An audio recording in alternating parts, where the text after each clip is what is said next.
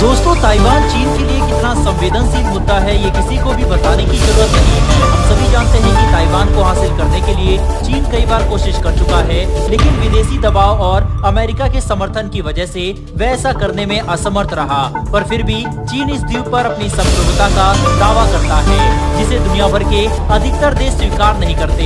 पर one China policy की वजह से कई प्रभावशाली देश ताइवान के साथ सीधे संबंध भी नहीं रखते और न ही इसे एक स्वतंत्र राष्ट्र बताते हैं। आज दुनिया भर में सिर्फ 13 ऐसे देश हैं जो चीन के बजाय ताइवान को एक स्वतंत्र राष्ट्र मानते हुए उसके साथ कूटनीतिक संबंध रखते हैं, लेकिन इसमें कोई भी शक्तिशाली या प्रभावशाली देश शामिल नहीं है। पर इन सभी घटनाओं के बीच अभी अचानक से ब्रिटेन ने एक ऐसी हरकत कर दी जिसे देखकर चीन हैरान हो चुका है। बड़ी बात तो ये है कि अगर ब्रिटेन के इस कदम पर चीन ने कोई सख्त कदम नहीं उठाया तो एक एक करके सभी देश ताइवान को एक स्वतंत्र राष्ट्र के तौर पर घोषित कर सकते हैं। तो चलिए, क्या है ये पूरा मामला, इसे डिटेल में समझते हैं। दरअसल दोस्तों, ब्रिटेन की संसद ऑफ कॉमन्स में एक प्रभावशाली विदेशी मामलों की कमेटी के जरिए जारी की गई लेटेस्ट रिपोर्ट में ताइवान को एक स्वतंत्र राष्ट्र का दर्जा दिया गया है। ऐसा पहली बार है जब ब्रिटेन की संसद में ताइवान को एक स्वतंत्र राष्ट्र माना गया हो, वह भी एक ऐसे समय पर जब इस हफ्ते ब्रिटेन के विदेश मंत्री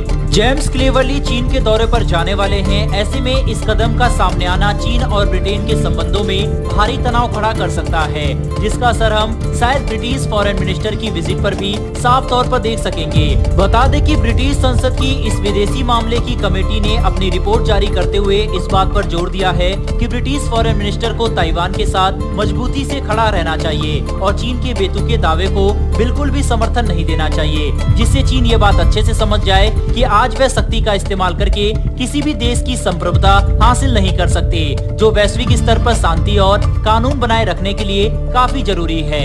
ऐसे में हम ये बात साफ तौर पर देख सकते हैं कि कैसे ब्रिटेन, जो एक काफी शक्तिशाली पश्चिमी देश है, अब वह खुलकर ताइवान को एक स्वतंत्र राष्ट्र का दर्जा देना शुरू कर चुका है, जो चीन के लिए सबसे बड़ी चुनौती है, क्योंकि अभी तक ऐसा पहले कभी भी देखा नहीं गया था। 2022 में जब अमेरिकी संसद की स्पीकर नैन्सी पेलोसी ताइवान के दौरे पर गई थी, तब हम सभी ने देखा कि कैसे चीन और अमेरिका के बीच में तनाव काफी ज्यादा बढ़ चुका था। ऐसे में यहाँ तो ब्रिटिश संसद ने सीधे ताइवान को एक स्वतंत्र राष्ट्र ही घोषित कर दिया, जो ग्लोबल पॉलिटिक्स में अब तक की सबसे बड़ी डेवलपमेंट है। बता दें कि ताइवान पश्चिमी देशों के लिए इतना महत्वपूर्ण इसीलिए है क्योंकि ताइवान की प्राइवेट कंपनियां दुनिया भर के 90% तक सेमीकंडक्टर की सप्लाई करती है। साथ ही पश्चिमी देशों की कंपनियों के साथ ताइवान की कंपनियों के काफी गहरे बिजनेस रिलेशन है।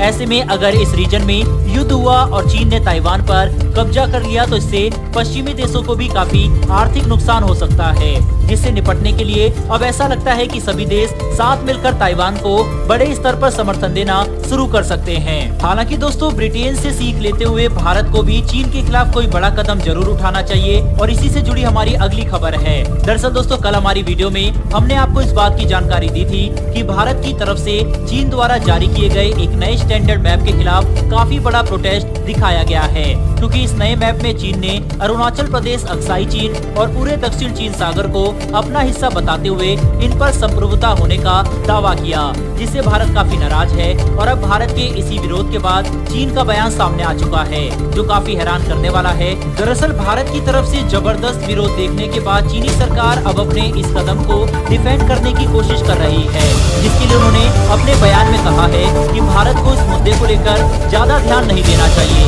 और जो मैप जारी किया गया है वह मिनिस्ट्री ऑफ नेचुरल रिसोर्स की तरफ से जारी किया गया एक रूटीन मैप है, जिसके जरिए चीन सिर्फ कानून का पालन कर रहा है। ऐसे में अब हमें ये जरूर सवाल करना चाहिए कि वह कौन सा कानून है जो दूसरे देशों के राज्यों पर अपना अधिकार बताता है। अगर हम ध्यान से समझने की कोशिश करें तो भारत को चीन के इस बयान को जरा भी महत्व नहीं देना चाहिए और हमें इस नए स्टैंडर्ड मैप के जारी होने पर कड़ा विरोध जताते रहना होगा, क्योंकि चीन ऐसा करते हुए इस मामले को नॉर्मल दिखाना चाहता है, ताकि भविष्य में अगर बात आगे बढ़े तो वह इसका सहारा लेकर भारत पर ही इल्जाम लगा सके। इसीलिए हमें चीन द्वारा जारी किए जा रहे इन बेतुके और गलत नक्शों के खिलाफ अंतर्राष्ट्रीय मंचों पर भी पुरजोर विरोध करना होगा।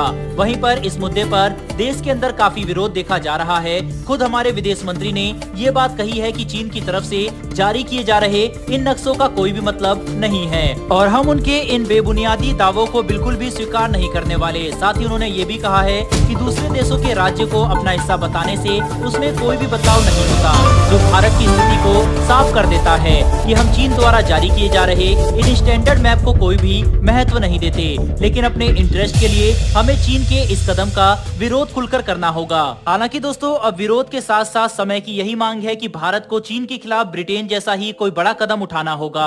बहरहाल दोस्तों, इस वीडियो में इतना ही। इस विषय के ऊपर आपकी क्या राय है कमेंट बॉक्स में लिखकर जरूर बताइएगा। साथ ही अगर आपने इस वीडियो को यहाँ तक देखा है तो वीडियो को लाइक करके हमारी आने वाली डेली ऐसी वीडियो के लिए चैनल को सब्सक्राइब कर बेल नोटिफिकेशन जरूर दबा लें, जिससे ऐसी वीडियो आप तक सबसे पहले पहुंच सके। फिर मिलेंगे ऐसी एक नई वीडियो के साथ। धन्यवाद। जय हिंद।